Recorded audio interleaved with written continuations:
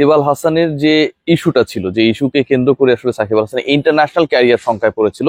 সাকিব বাংলাদেশের হয়ে রাওয়ালপিন্ডির লাস্ট টেস্টেই আসলে শেষবারের মতো মাঠে নামলেন কিনা, এরকম একটা আলোচনা ছিল।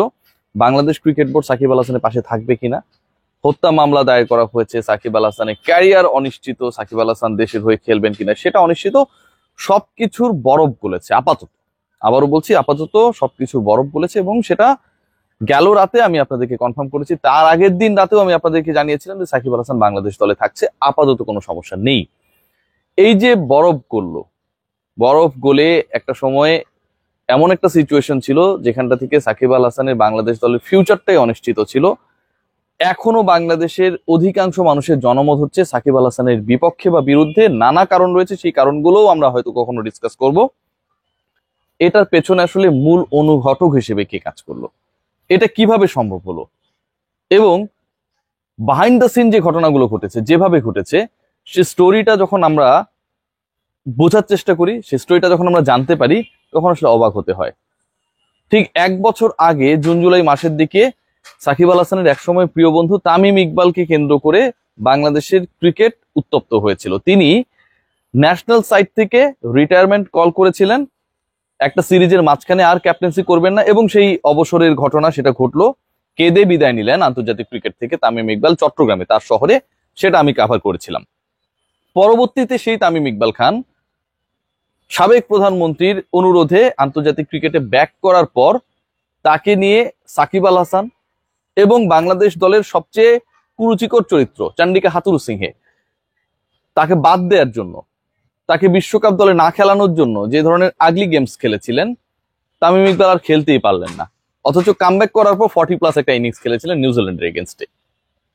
সেই তামিম ইকবাল খান যখন সাকিবের পুরো ক্যারিয়ার শঙ্কায়, যখন সাকিবকে বাংলাদেশ ক্রিকেট বোর্ড প্রথমবারের মতো এরকম একটা সিচুয়েশনে পড়ে, মানে মামলা সংক্রান্ত বা মাঠের বাইরের বিতর্কের কারণে মোটামুটি দলভুক্তই করবে না, এরকম একটা ডিসিশন নেয়ার পথে ছিল, Tamim Iqbal Khan he played a tremendous role. এবং কোথাও কখনো কোনোভাবে বুঝতে দেননি যে আসলে তিনি তার প্রিয় বন্ধু, আমি বলবো সাকিব হয়তো তামিমের প্রিয় বন্ধু না, কিভাবে ছিলেন। অনেকের সাথে কথা হয়েছে, এবং তামিম ইকবাল খান, আমি যতটুকু জানি, আমি যতটুকু নিশ্চিত হয়েছে বিভিন্ন মাধ্যমে, তার প্রথম লক্ষ্যটাই ছিল সাকিব যেন এমন কোনো বিষয়ে ক্ষতিগ্রস্ত না হন যেটার সাথে তার ইনভলভমেন্ট নিয়ে সর্বমহলে সংশয় বা শঙ্কা রয়েছে। জাতীয় দলের ক্রিকেটার যদি খেয়াল করি আমরা, মমিনুল হক, মুশফিকুর রহিম থেকে শুরু করে যারা ফ্রন্ট লাইনার, সবাই তাদের সোশ্যাল প্ল্যাটফর্মে, সোশ্যাল হ্যান্ডেলে কিন্তু স্ট্যাটাস দিয়ে ক্লিয়ার করেছে যে এই মামলাটাকে তারা কেউ বিশ্বাস করে না এবং সাকিবের পাশে তারা রয়েছে। সেটা আমিও আমার প্ল্যাটফর্ম থেকে একাধিকবার বলেছি।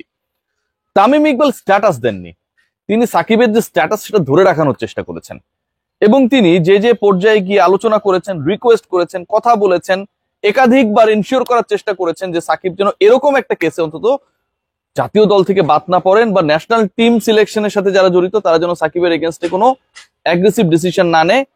এটার জন্য ভাই তার একটা স্যালুট প্রাপ্য, সিরিয়াসলি প্রাপ্য। অনেকেই ট্রল করেন আপনারা যে তামিম ইকবাল নাটক করে, তামিম ইকবাল এটা করে ওটা করে, এবং তামিম ইকবালের সাথে আসিফ মাহমুদকে, আমাদের যুব ও ক্রীড়া উপদেষ্টা, ডাইনামিক পার্সোনালিটি, খুব ভালো কাজ করছেন আসলে অল্প সময়ের মধ্যে। যখন মিরপুরে হোম অফ ক্রিকেটে দেখা গেল, এটা নিয়েও অনেকে ইকুয়েশন মেলানোর চেষ্টা করেছেন।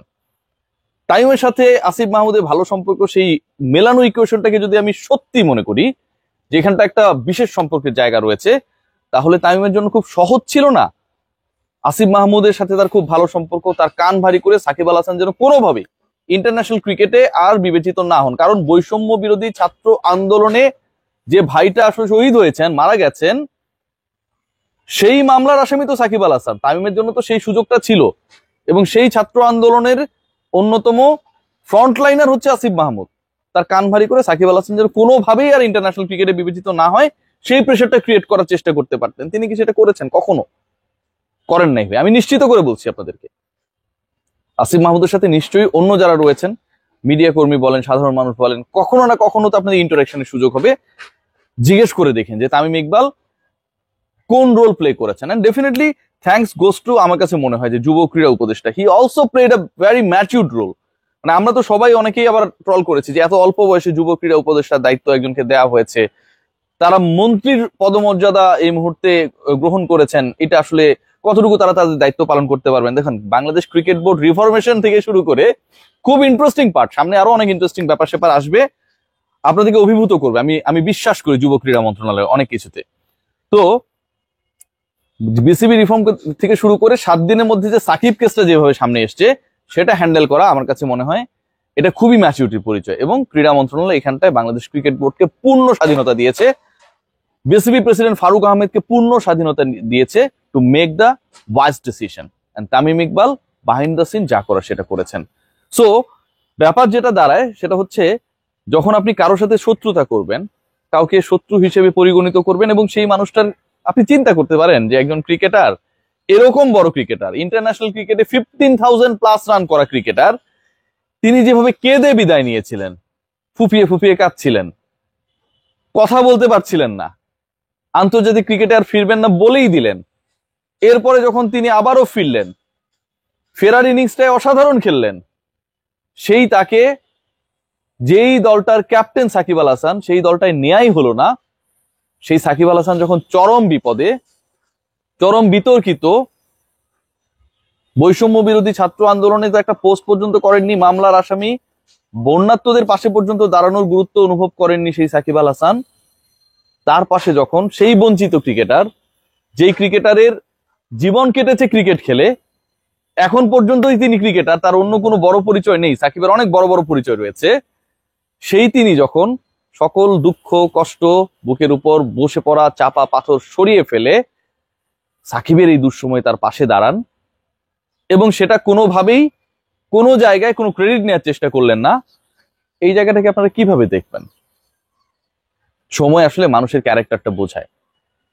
সাকিব আল হাসান কিংবা চান্ডিকা হাথুরু সিংহে যখন তাদের সময় ছিল, তারা তাদের ক্যারেক্টারকে বুঝিয়েছিলেন। তামিম ইকবাল খান সেটা করেছেন যখন তার সময়টা এসেছে। Hats off to him.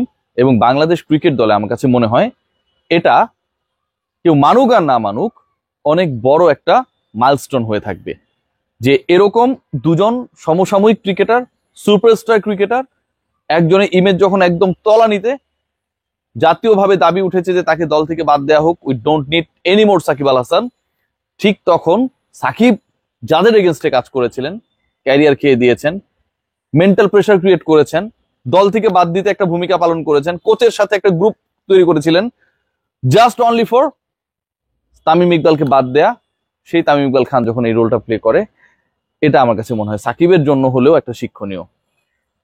ভাব, প্রাচুর্য, আধিপত্য, ডমিনেন্স, এগুলো আসলে খুব বেশি দিন কারো থাকে না। দিন শেষে প্রকৃতি আছে না, রিটার্ন দিয়ে দেয়। দুনিয়াটা গোল, কারো না কারো সুযোগ সবসময় থাকে, সবসময় আসে, কিন্তু সেই সুযোগটা কে কতটুকু প্রপারলি কাজে লাগাচ্ছে সেটা ব্যাপার। কেউ সেটাকে আগলি ওয়েতে ইউটিলাইজ করে, আর কেউ ওয়াইজ ওয়েতে। তামিম ইকবাল দ্বিতীয় অপশনটা গ্রহণ করেছেন।